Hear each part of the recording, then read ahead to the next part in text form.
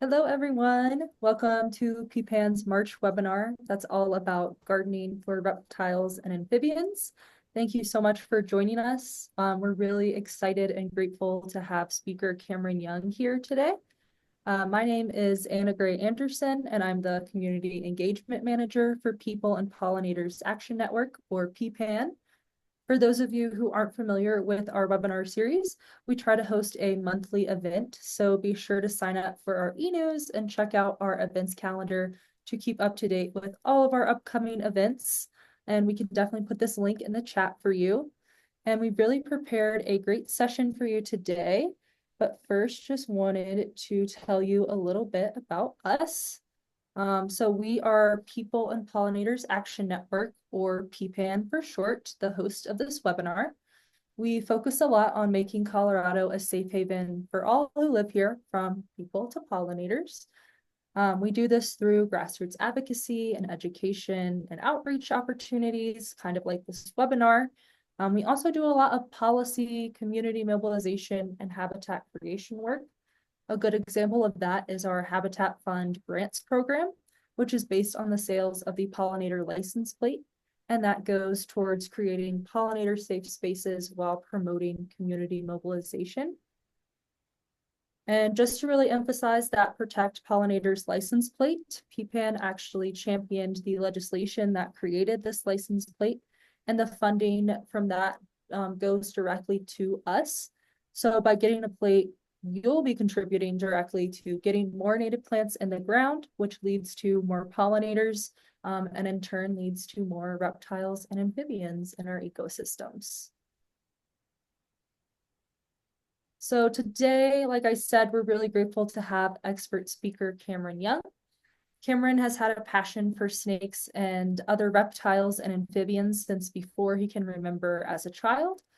After receiving his degree in biology from Earlham College, Cameron worked for almost 20 years as a wildlife ecologist, specializing in permitting threatened and endangered species for oil and gas projects across the country.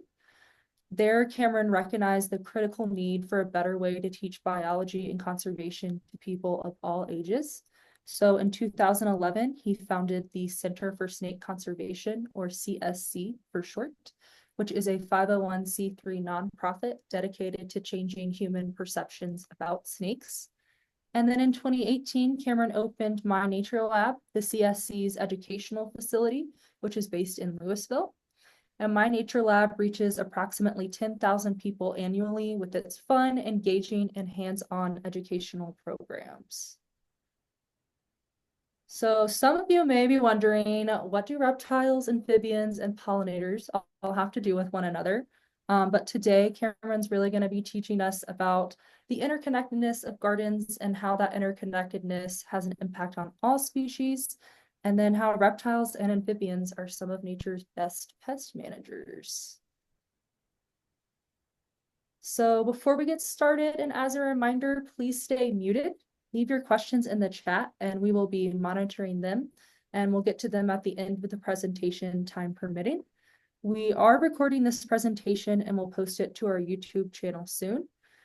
We also encourage you to make a donation today so that PPAN can continue to host this free webinar series. And these donations will really support our advocacy, education, and habitat creation efforts as well. A donation of any size really does make a difference, so thank you for your consideration. And another way to support this work is by getting that pollinator license plate. So we can put these links in the chat for everyone to make it easy. And with that, I will pass it over to Cameron. Thanks.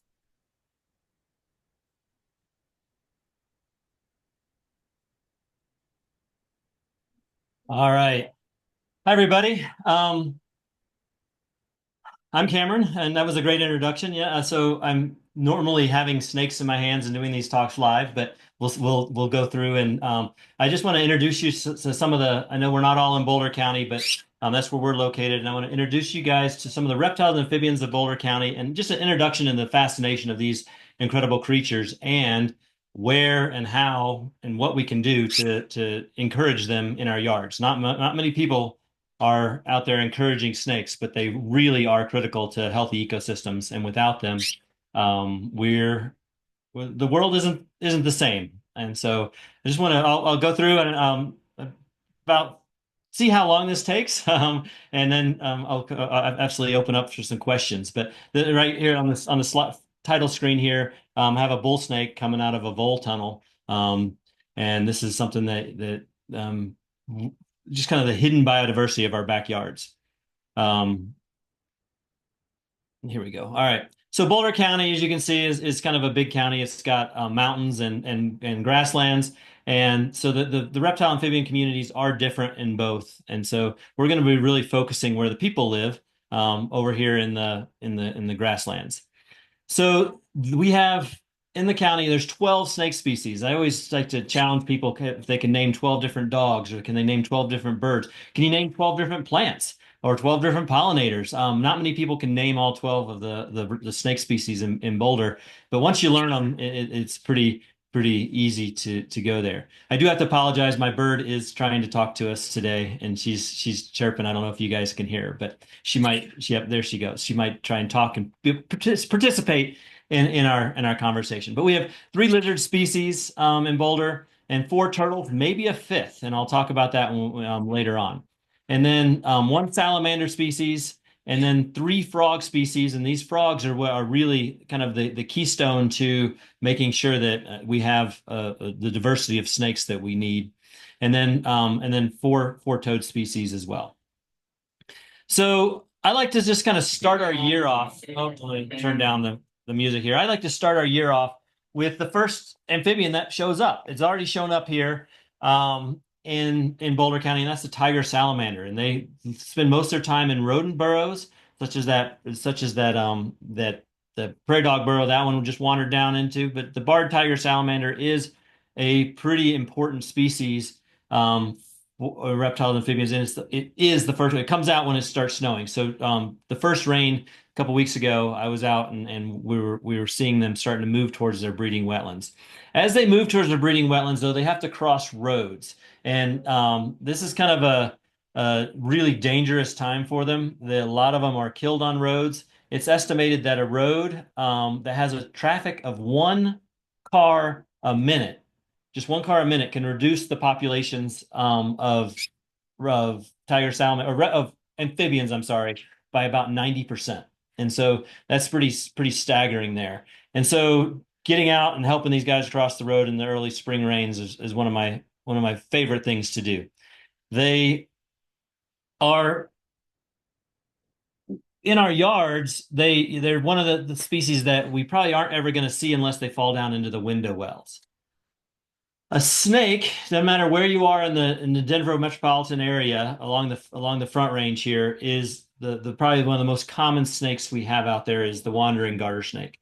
And this species is just a drab greenish gray snake, kind of brown with that brown broken stripe down its back. They don't get they're one of the first snakes to appear. They're out now. If you know where a hibernaculum is, if you're lucky enough to have a hibernaculum in your foundation, this is a species that you've probably seen on a 65 or 70-degree day. They will be coming out to bask. They come out they can be found far from water, so they can definitely tolerate humans and tolerate our disturbances of our yards, as long as we have some of the habitat features that they need. Ovoviviparous. Makes them pretty unique and pretty able to really just thrive in the urban and suburban areas, in that they don't need a place to lay their eggs. The females retain their eggs inside their body, and then when it's time for the egg to hatch, when it's fully developed, they incubate them there. They lay the egg. It's not a shelled egg. There's no shell on it. It's just they're laying it, the embryonic or the amniotic sac, and then the baby snake has to hatch out or bust out of that sac, which is pretty it's not unique. About six of the 12 species of snake in Boulder County have this. A lot of people call it live birth, but it does allow them to tolerate a lot of different conditions that some other snakes can't, because they don't need a place to lay their eggs. The females keep the eggs with them. They're constrictors. Sorry. So studies done at CU Boulder have shown that this species of snake will catch mice and eat them, And when they're catching a mouse, they will wrap a loose coil around it and eat the mouse backwards. So they eat it alive and they eat it backwards. So not only are they eating the frogs, toads, and earthworms, they're actually eating mice in our yards. And a lot of people do benefit snakes as pest control. And a lot of the domestic house mouse is one of the few. This is one of the few snakes that can tolerate humans and eat that species right in our backyards.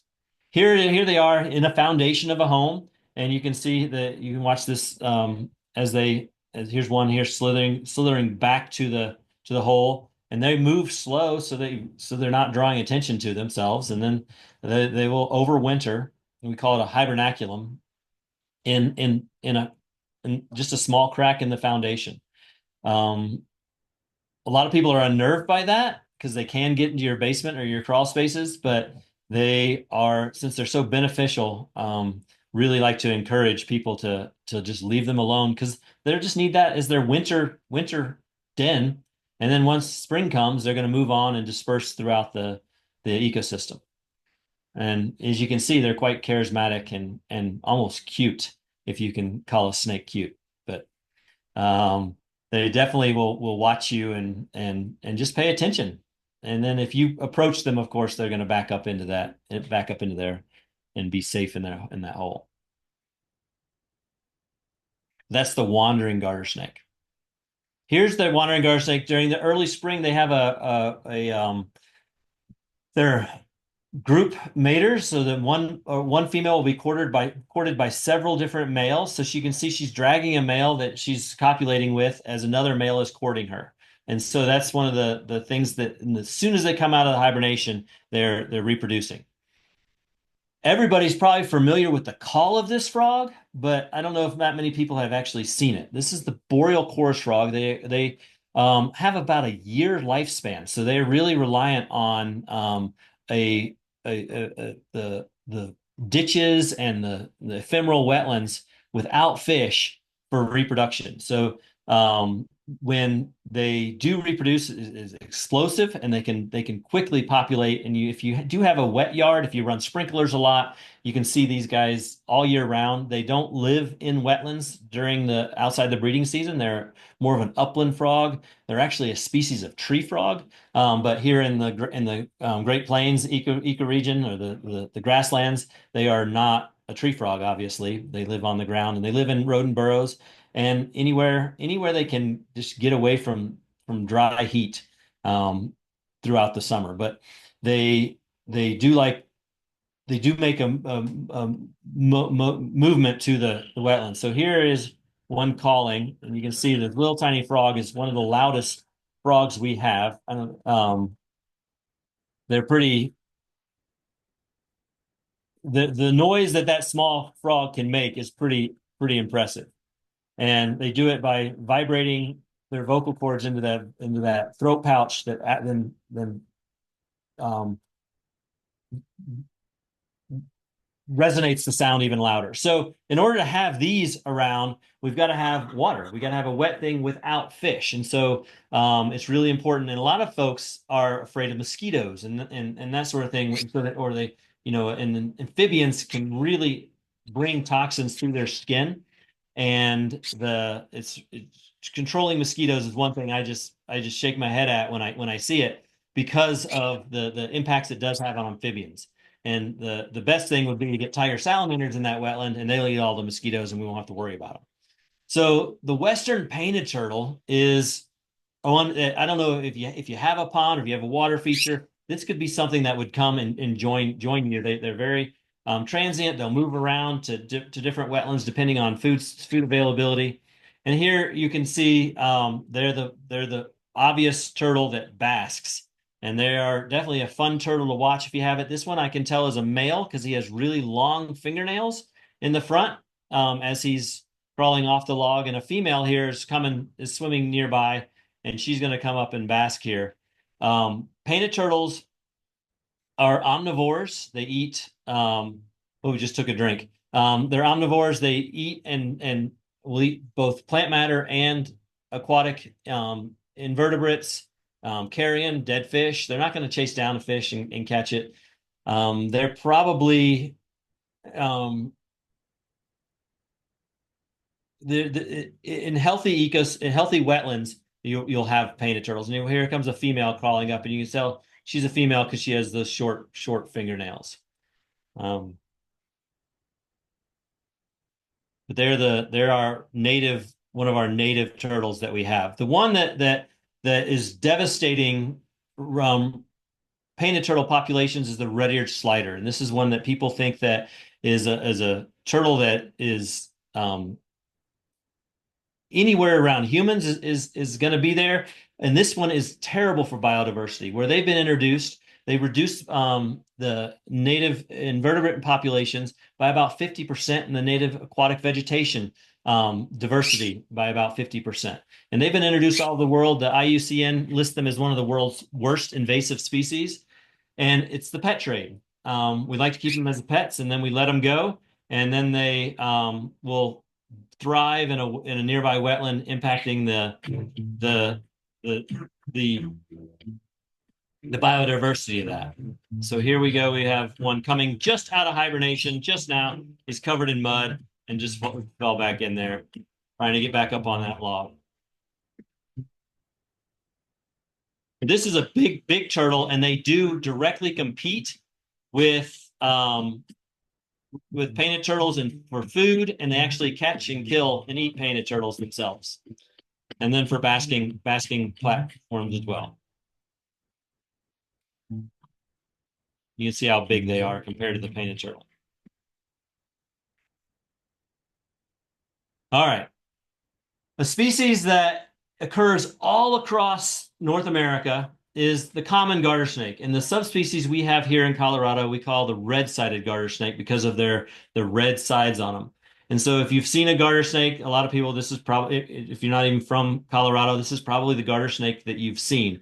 The San Francisco garter snake is a type of, the endangered one is a type of the common garter snake. They are slug and worm eaters, and so and they'll eat some snails too. So if you have them in your garden, thank them because they're out there eating those slugs. And they will also, historically, they probably ate more frogs and toads and things. But this is another one that is a group hibernate. They hibernate in large groups, and they're very charismatic when you see them. In terms of creating habitat in gardens for them, all you need to do is have a rock pile and a water feature, and they will be there. And they would gladly share your backyard. And then here's so they come out of the hole, and then of course oh, here comes one zooming in. As they come out, they all bask in the sun, put their head up in the sun. This is to warm their brains. This was probably a 45-degree day, and the snakes will come out and warm their brains so they can be active. And they also breed early in the season. And this is actually a group of males here waiting for a female to come out of the hibernaculum. And when the female does come out, they will all follow her. They have an amazing reproductive strategy that some of the males, the bigger males, come out of hibernation smelling they have the pheromones. They smell like a female, and they'll move a long ways from the hibernaculum, shed their skin, and then they can make a beeline for it because the males emerge before the females do. Beeline it back to catch the females emerging from the hibernaculum. So the really very complex. Here's a female if the males are courting, but the very complex social structure and reproductive strategy in that the males and the will false males will lead the females or lead the other males away from the hibernaculum so they can go back and mate with the newly emerging females. The Woodhouse's toad, I mean, if you've seen a toad around, this is the toad you've seen. They have that distinctive white stripe, and this hands down is our pest control. I always like to argue that there's three things that keep three vertebrates that keep our ecosystems healthy, and that's bats, snakes, and then toads. And so because of the number of pests that they are eating, and toads on a good night will just sit there and consume insect after insect after insect in your yard. They're really easy to get to come to your yard. You just have to build a little toad abode is what we call them, and we actually have our students build them and take them home. But you can just take a clay pot a terracotta pot, break it in half, and then lay it down there with the opening, and a toad will use it. They will actually use tennis shoes if you leave them out. If you turn it on the side, and they'll get in a tennis shoe to leave there. So if you want to control some of the bad bugs, the earwigs, the maybe the isopods and the slugs, a toad is one to have in your garden. They will definitely eat anything and everything. They are not afraid of eating toxic things. Here's one on a road in the middle of the night. Just you can watch them hop. They don't really jump. They're more of hoppers. The bull snake. Bull snakes are, I could argue, probably in terms of ecosystem health, bull snakes and rattlesnakes are the two snake species that benefit humans the most. They eat mostly rodents from um, from small house mice to pocket gophers is one of their favorite foods. They'll also eat a lot of voles, so things that are impacting native seed populations when the like pocket mice or field mice when the bull snakes are there eating those. They also can help distribute those seeds. So when they eat a mouse that's got seeds in it, they're going to take those seeds and they're going to poop them out someplace and then start a little new population of that plant that mouse was eating. There's more evidence of that with rattlesnakes because that's what's been studies have been done on. But bull snakes by surrogate are also just seed dispersers. They are probably one of the most feared snakes because people think they get really, really big. I hear all the time that they're 8 feet long. They don't get that big. They can reach 6 feet long. Biggest one I studied these when I was in college, and the biggest one I've ever personally caught in the wild was 6'2". Most of them are just about 5 feet long. They're egg layers, and they have an incredible just calm persona until you start messing with them. And here's one along a railroad track. And as long as we have um, open space connections, bull snakes will be able to tolerate humans. They don't do well with cars. Crossing roads are pretty bad for them because they this is a snake. This is about as fast as they move. Then so cars really get them. And here is, I mean, so there's you can see there's two snakes in this video. I don't know if you can see the second one. There's a long male here courting a female right here. When they do court, they have a pretty aggressive courtship behavior. The male will bite the female. And it looks like he's trying to eat her, but he's not. He's just holding on to her head with his mouth as he courts her. They do. Here we go. You can see that the body rubbing that the males will do, and he's holding on to that female. This leads to a myth that bull snakes eat rattlesnakes, and so they're good to have around. And that's not the bull snakes and rattlesnakes coexist just fine, depending on where you are. But rattlesnakes don't do well around humans for obvious reasons. One, that they get killed by them a lot more frequently than bull snakes, but they're also the reproductive ecology of a rattlesnake is they're biennial reproducers, meaning they give birth every other year to very few young, which creates when one female is killed, she's not able to reproduce anymore. So the population it's devastating to the population to lose any female rattlesnakes because they're very long-lived snakes. They live 20 to maybe even 30 years. But you can watch this. They watch the courtship here. It looks like he's trying to eat her, but he's not. He's just courting her. Eventually, in this instance, she was not receptive, and she eventually just shook him off and left.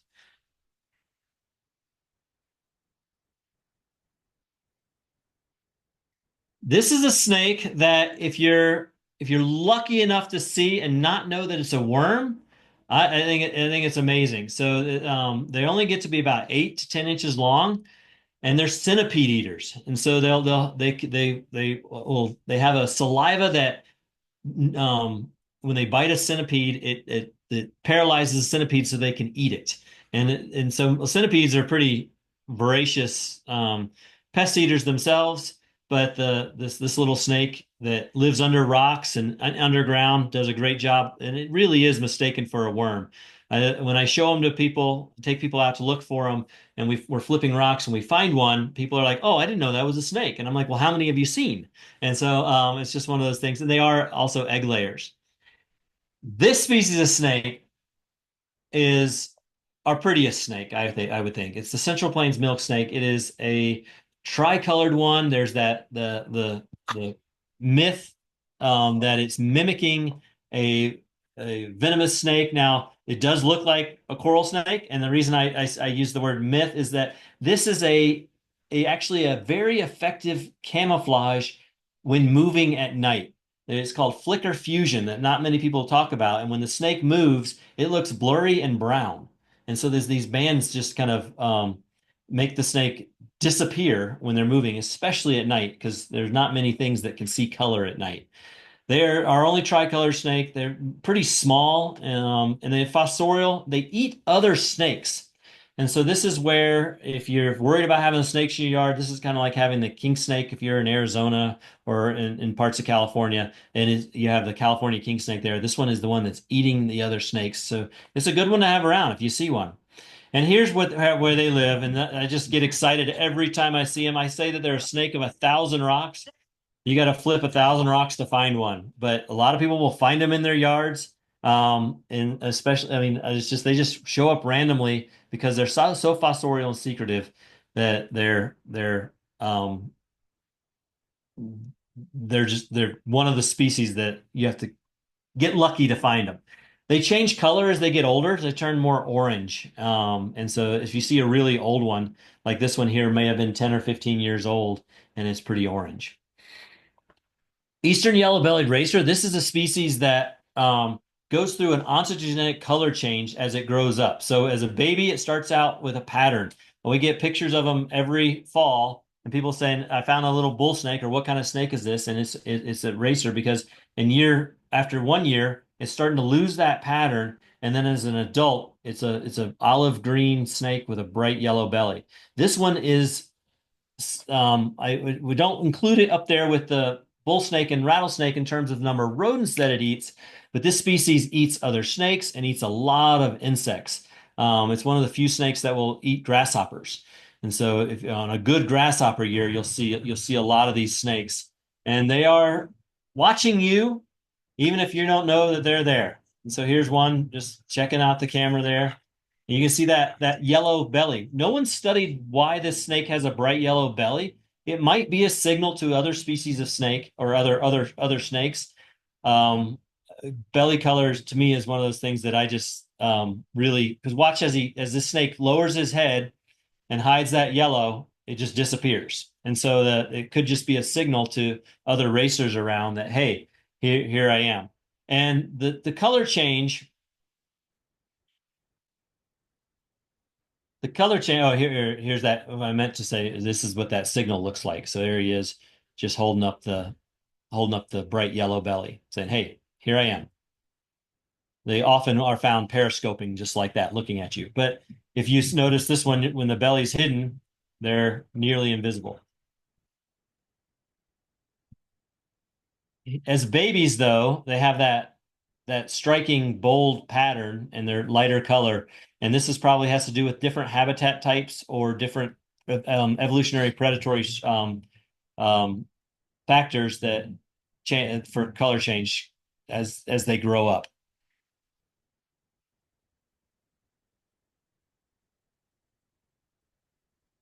All right, I'm gonna move on here to a species of frog that, if you had been around 50 years ago, this species was everywhere. And in the last 50 years, it's pretty much disappeared from most of the Front Range. It's still in a few spots around. There's like 13 wetlands in Boulder County that still have them, but for the most part, the northern leopard frog is gone. It is a species of concern. What's wiping it out is chytrid fungus. And so the bullfrogs and then humans have transmitted a fungus into our wetlands that disrupts this frog's ability to breathe through its skin and ultimately kills it. And so if you it's just sad. They are gorgeous little frogs though.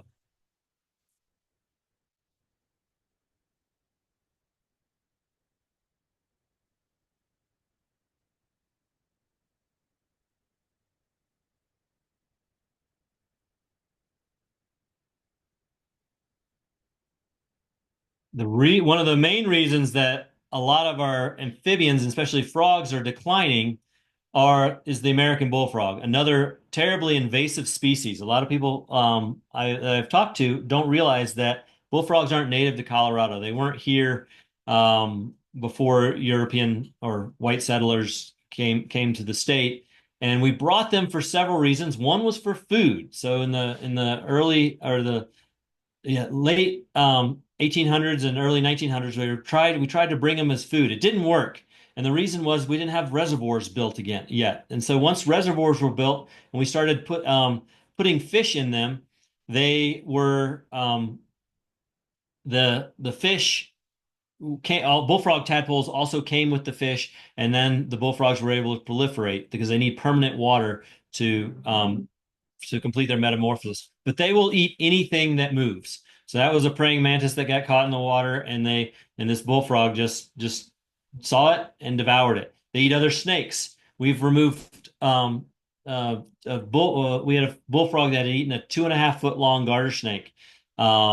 We had they will eat turtles. They eat a lot of baby turtles, and then they're so able to overpopulate when you do have them.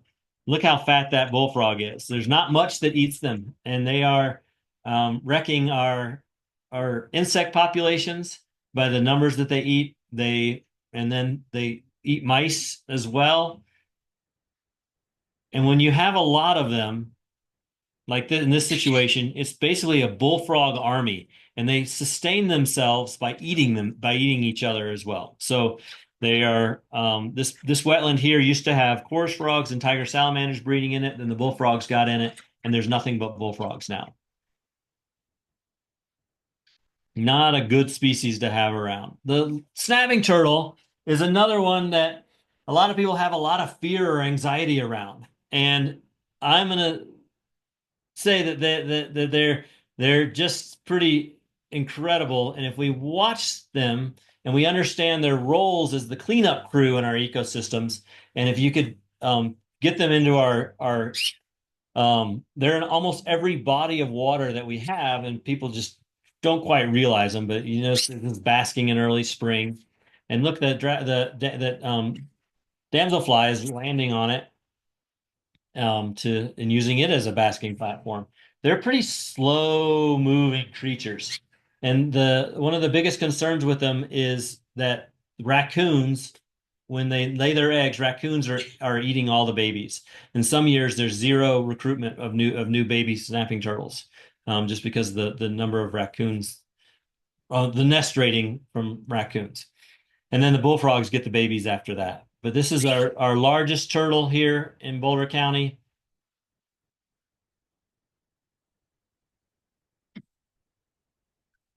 This is early morning. You can see them nesting. We're gonna Winter is unfortunately really bad for them. Winter kills them in this part, right? Because there's too much nutrients in the water, and there's a bacterial or algal bloom in the winter that reduces the amount of oxygen under the ice, and it kills them. All right, we're gonna quickly just go over the prairie rattlesnake. It's not in our neighborhoods. We aren't lucky enough to have them in our neighborhoods. There are a few places where they do come in there. I like to call them the guardian of our grasslands. They protect plant biodiversity by controlling rodent populations. They will eat prairie dogs. And so a lot of people, this is that was a terrified prairie rattlesnake, scared to death of me as I'm laying down on my belly taking a video of it. But they can reach lengths of 4 feet long, but most are shorter than that. They're not a big giant snake. You can see this one behind me here. This is a mom with all her babies, and so they are good moms. They have maternal care of their young. They actually babysit for each other. And so there's a lot of new information coming out about prairie rattlesnakes and their social behavior, their social structures, and how they interact with each other and interact with other species of snake. That's going to hopefully change our perceptions about them. But a lot of people, this is what's scary for people is they see a rattlesnake and or they don't see the rattlesnake in the grass, and you can see how cryptic and camouflaged they are. But if you can appreciate the number of rodents that they eat and the prairie dogs that they eat, and that they change prairie dog behavior in a way that reduces the security of a prairie dog. They're not looking for a coyote or a hawk coming over. The snake is waiting in ambush, and that it can save our grasslands. And where they occur, where rattlesnakes occur, is there's a lot of plant diversity and insect diversity that we don't have otherwise. But just seeing one move without being disturbed is quite a one of my favorite things to do is take people out to see rattlesnakes in the wild and be able to observe them safely and never and try not to disturb the snake and just let the snake do its thing, like this one is just slithering by.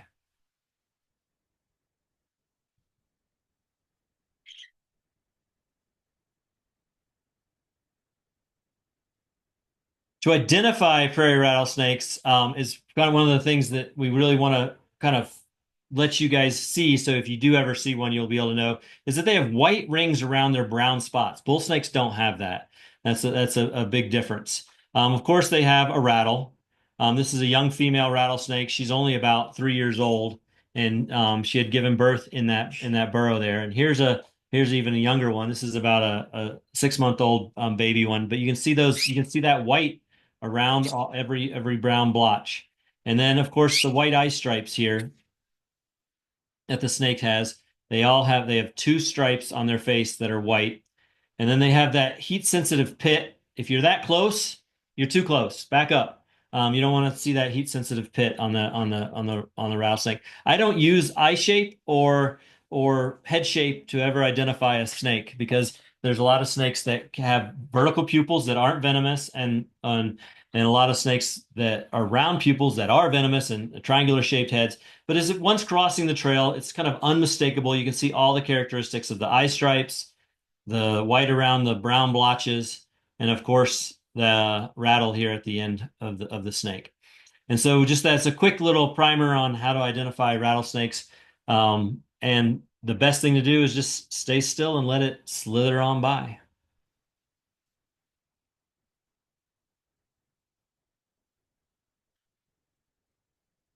Um, I was mentioned before that they're good moms, and so this is a snake that has babies in her burrow, and she's very alert to my presence. She would never went off this high alert pose the entire time when I was hanging out with her. She actually followed me.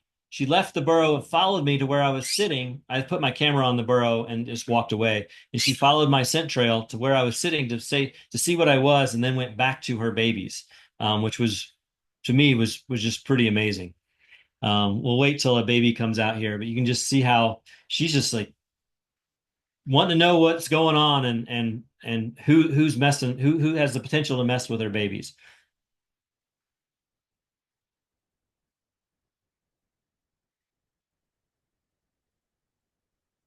Rattlesnakes are a sign of good that the ecosystem is large enough and healthy enough to support one of our top predators. And so when you do find them, it's pretty exciting. They are in decline across Colorado just because of the rapid development in cars and roads. And they at some point we need to focus some conservation efforts on making sure that we have rattlesnakes in Boulder, in Jefferson County, in those places where the human populations are growing, or Larimer County as well. Here comes a baby.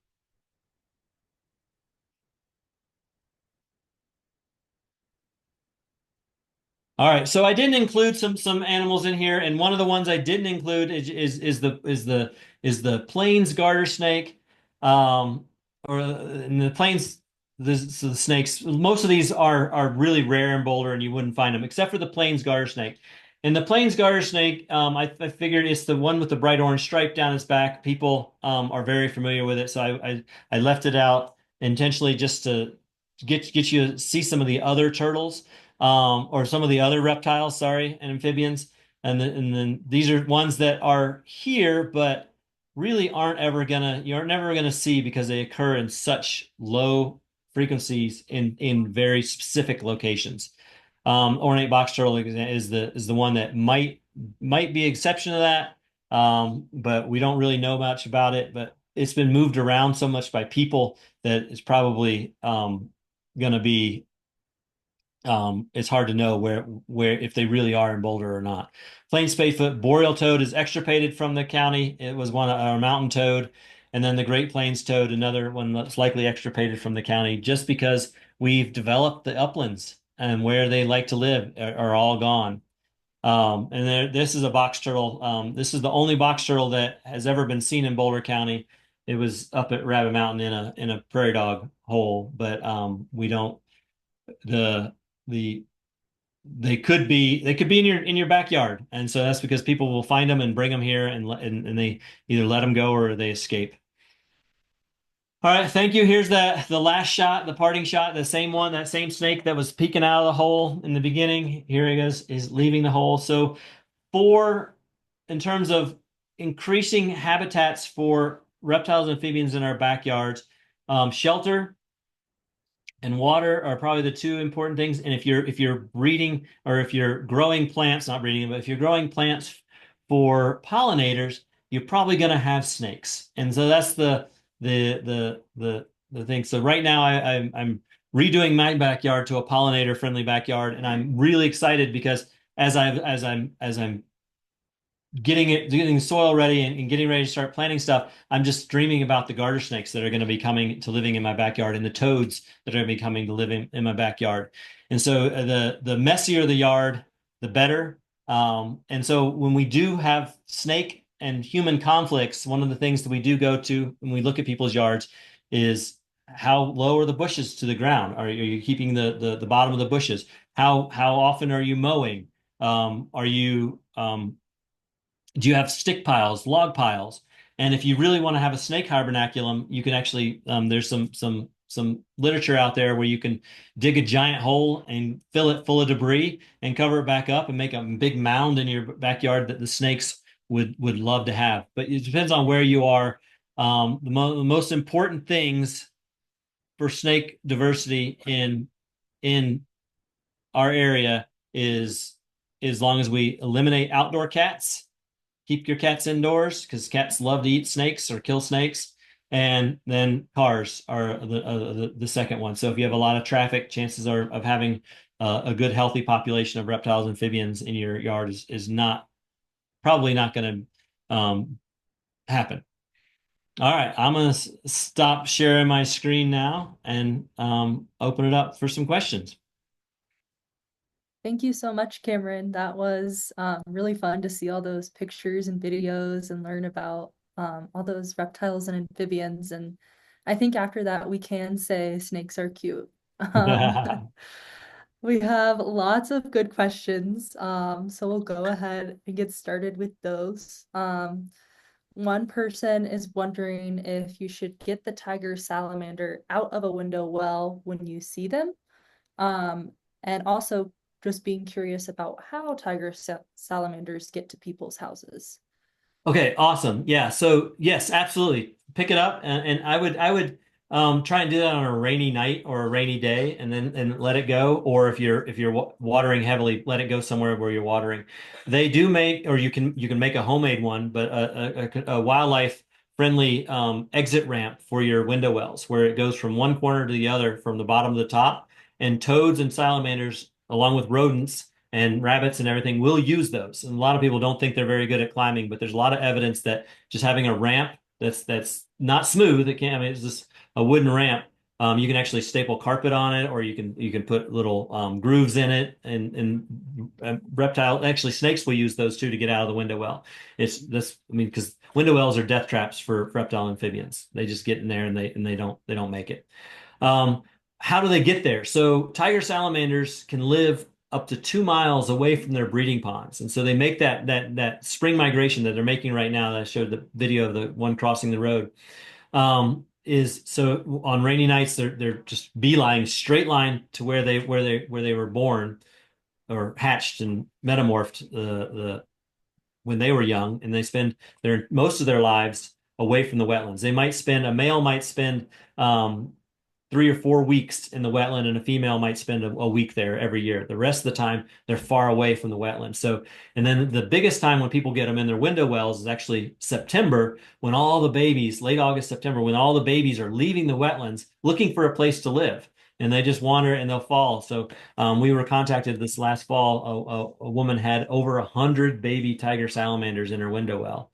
And so she lived close to the wetland where they were breeding. And she's like, what do I do? And I was like, well, the only thing we really can do, we don't want to relocate them. That doesn't work. If you take them, because they have that MAC where they left from. So we want to relocate or just take them out of the window well and let them find their own home and encourage them to live in your yard by putting pavers or having really messy um, um, gardening. And that's my favorite kind of gardening. That's why I call it messy, but weed-filled gardening, right? And so and then encourage rodents to live there because they really live in rodent burrows. And so that's what it's just but taking them back to the pond doesn't work, and taking them somewhere else just gets them lost. And then so we just want to let them go near in our backyard again. That's great. Thank you. And I think we like to promote a messier yard too. It always provides good habitat for lots of creatures. Our next question here is, what snakes live at about 9,500 feet in Colorado, and any other types of snakes that live at higher elevations? All right, so really there's just one that lives that high, and that's that wandering garter snake. The smooth green snake, if you're really lucky, I didn't include that one. It's pretty rare. It lives in wet meadows, and so it really high elevation wet meadows. It needs that water source. The smooth green snake can also live that high, but the wandering garter snake goes up to almost 14,000 feet, and so it's the other one. Bull snakes, rattlesnakes. And the milk snakes, all of them stop at about 8,500 feet. And actually that's on a south facing slope. If you're on a north facing slope, you're looking at 7,000 feet, 7,500 feet. They're not going to get that high. Got it. Thank you. Moving along here, our next question is about any snake species that eat grasshoppers. I know you mentioned the yellow belly racer, I think it was, but any other ones? Unfortunately, no. So grasshoppers are tough for a snake to eat. Snakes are adapted to eat um, big meals. That's their whole skull structure is for opening up and being able to consume rodents or bigger meals. And then they're adapted to starve. So there are not very many that will eat insects. Insects just aren't nutritious enough. The ones that do, the racer, because they can eat so many, they're very fast moving and they will just gorge themselves on a big grasshopper year. I'm always excited because I know the racers are just there's gonna be lots of them. There are some snakes, the smooth green snake, and then there's very little evidence of it, but people say it all the time, is that garter snakes will eat soft-bodied invertebrates, so like grubs or maybe the grasshopper, or like not a grasshopper, but like a cicada larvae or something like that they can get that's underground. But for the most part, there aren't very many insect eaters in Colorado except for that the eastern yellow-bellied racer. Got it. Thank you. Is there any recommended control of the red-eared slider or American bullfrogs? No, a removal. The with red ear sliders, all it would take it would be a pretty labor-intensive trapping effort, but you can go into a pond, bait them into traps, and get them all out in probably about a week. And so but it's pretty labor expensive. Bullfrogs are a whole nother ball game. Since they rely on permanent water, the best way would be to drain the wetland. The fish lobby would never let that happen because you're going to kill all the fish too. And the things that kill fish work for bullfrog tadpoles. The problem would be that they're so easy to reintroduce themselves. So the places where they have been successful, California, parts of Arizona, where they've really attacked this problem, is the manual removal of them, and from anything from just going out with hand catching them, draining the wetlands, using a gig pole or even shooting them is the only way to really get rid of them. And it takes a lot of effort. And there's been places that have done it. Yosemite's one, where they were able to successfully remove them from some drainages. And they have the funding for that because of endangered species. And here in Colorado, unfortunately, we're not well, I would argue that some of our species do warrant some additional conservation measures, such as removal of bullfrogs. And the leopard frog is definitely one of those, because the fungus and then they eat them too. I mean, in Arizona, the studies have shown that when bullfrogs move in, the native frogs move out within less than 2 weeks. They're scared to death and they're out of there. They'll just leave or get eaten. So lots of negatives with them. There's really no other way other than getting out and catching them and removing them by hand. Wow. Yeah, and speaking of the leopard frog, we did have a question if leopard frogs benefited from frog saunas. Frog saunas? Yeah, I wasn't sure. I I don't. thought you might know what that I haven't was. heard of a frog sauna. Okay. Well, anything to promote leopard frogs then, we'll say. Yeah, it's again, it's that the fishless frog or bullfrogless wetlands, and so creating more temporary ephemeral ponds would definitely benefit leopard frogs. And the negative of that, farmers don't like them, because they can't grow crops in them. Humans don't like them because they think that there's going to be breeding a lot of mosquitoes, which is there are mosquitoes in them, but the if you have the tiger salamanders in that wetland and all the dragonfly nymphs and the other predatory insects in there, you're going to keep mosquitoes at bay. And so there's that's the only thing we can do right now is try and find ephemeral wetlands without bullfrogs. Got it. Thank you. Um, and I know we've touched on this a little bit about gardening with the reptiles and snakes and everything and how to attract more to your yard. Um, People are also wondering specifically, if they're in a city, are there reptiles and amphibians in the city and how to attract them? Or if they live in a super dry area, how to do that. Yeah, super dry is easy. Get water and put in a water feature, and it can be as small as a trickle. I mean, I've seen people just having a bird bath, just a small bird bath, and just have it somehow have a way of keeping water in it with a maybe a drip or some sort of a drip line really. Um, and then the other thing is there's a very few snakes. The garter snakes are the ones that can tolerate because they don't need a place to lay their eggs. They're keeping they're highly fecund. They give birth to lots of babies, up to 40, 50 babies at a time. So they can tolerate road mortality and cat mortality more so than some of the larger snakes. So garter snakes do well, but they need cover. They need a place to hide. And building rock piles, wood piles are even better because they hold moisture. And then their prey, the snails and slugs, just love it too. And so and then earthworms are important too. So in dry areas, if you don't have many earthworms, historically they would have been eating leopard frogs. And so leopard frogs, I don't know if the history of leopard frogs is, and mentioned this earlier, it was that we had enough leopard frogs here in Colorado that they were collected for the the high school dissection programs across the country right here. But that industry's collapsed with the introduction of bullfrogs. And so and I've only seen that one time, and it was in South Carolina where we saw over 200,000 leopard frogs in one night, and we did count them.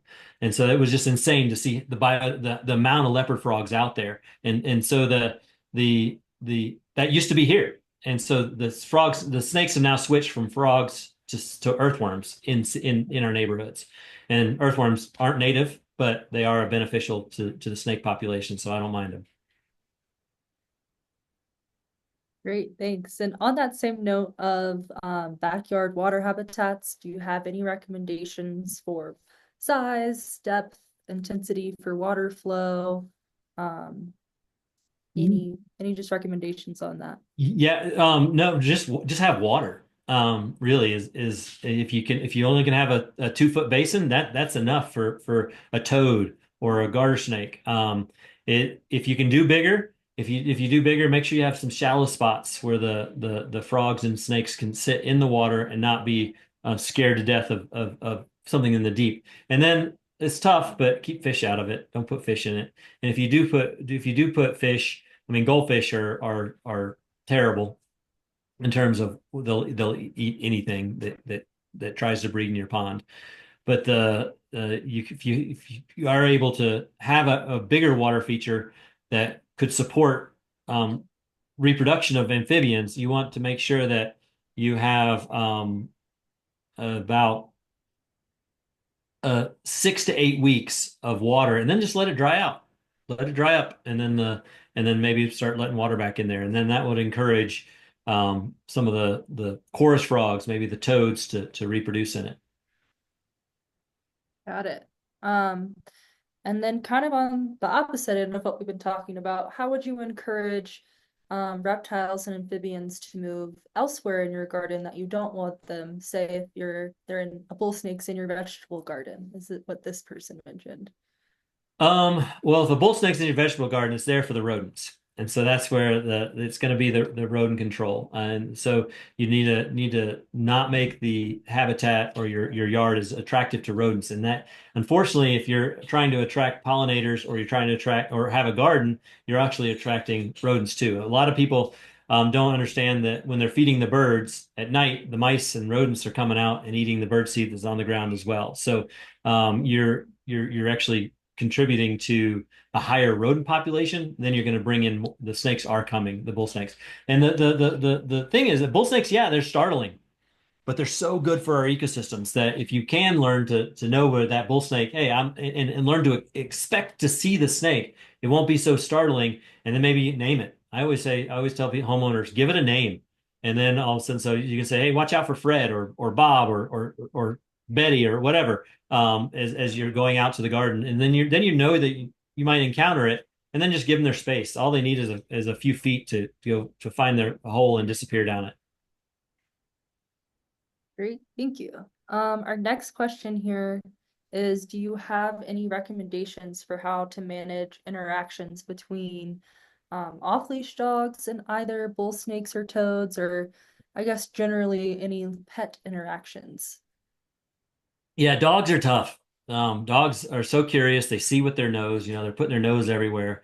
I don't recommend going off leash areas where there's rattlesnakes, and so it's kind of knowing where there's rattlesnakes. But there's a lot of our off leash places that where you could just run across toads and bull snakes. With a bull snake, I'd let the dog learn.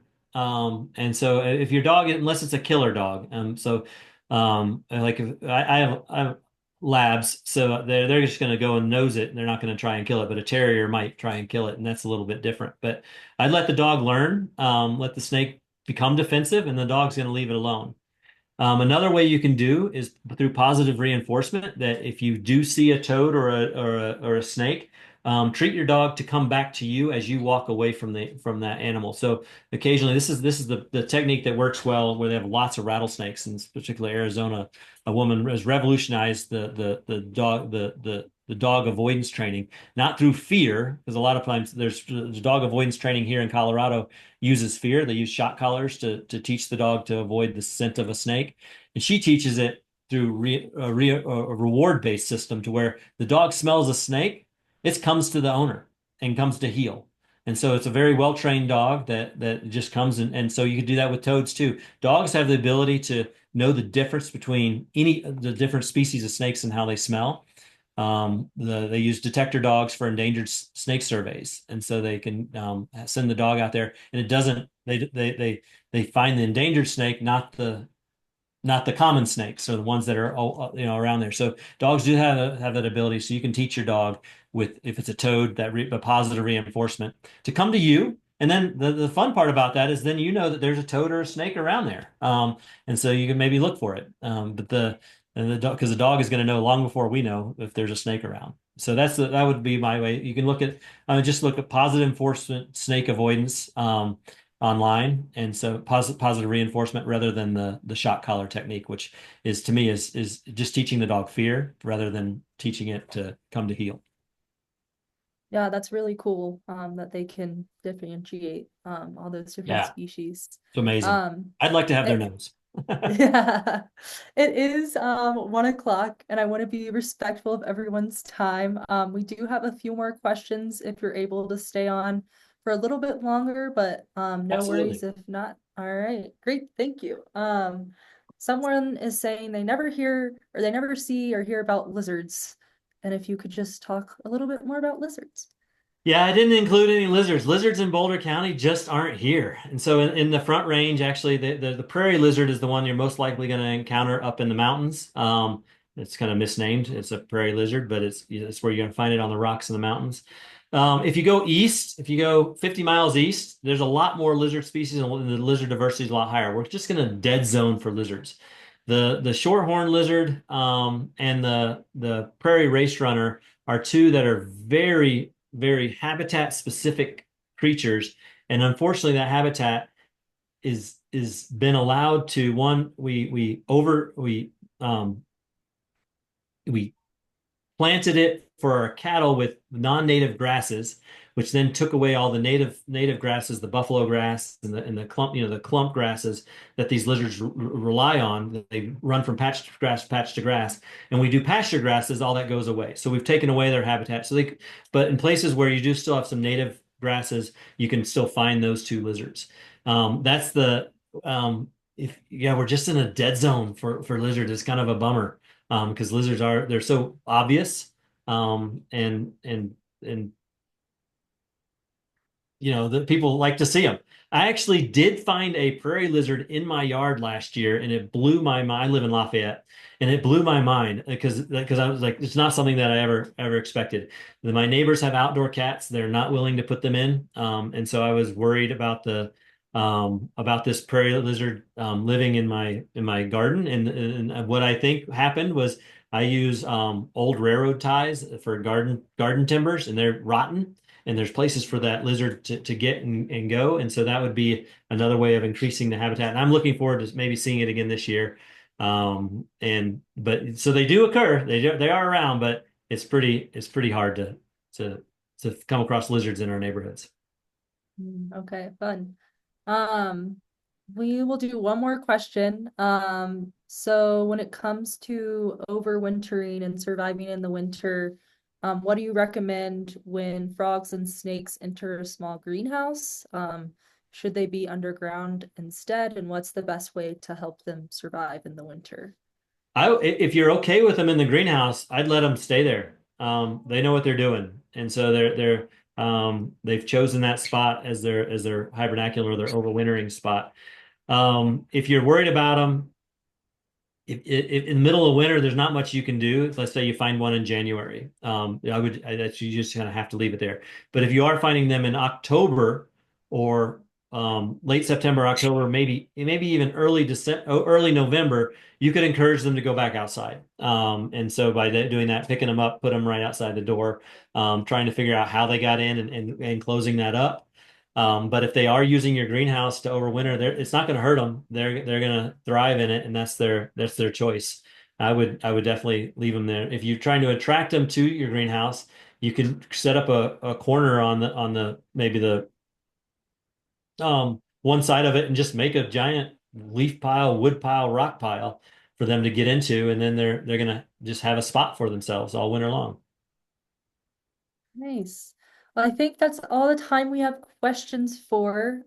Thank you so much, Cameron, for presenting today. This was a really fun and engaging talk. I think we all learned a lot, and thank you everyone for joining. We have been recording this and we'll post it to our YouTube um, as soon as possible. So thank you everyone, and we'll see you next time. Awesome. Thank you. Thanks. Bye-bye.